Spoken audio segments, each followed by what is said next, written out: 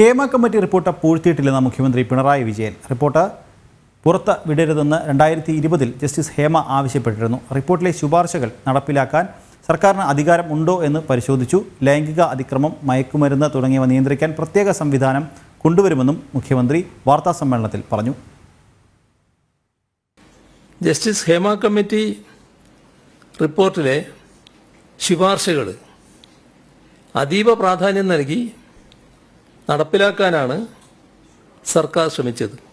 റിപ്പോർട്ടിലെ ശുപാർശകൾ നടപ്പിലാക്കുന്നതിന് പൊതുമാർഗരേഖ കൊണ്ടുവരാൻ സർക്കാരിന് അധികാരമുണ്ടോ എന്ന പ്രശ്നം അഭിസംബോധന ചെയ്യാനാണ് അടുത്ത ഘട്ടത്തിൽ ശ്രമിച്ചത്.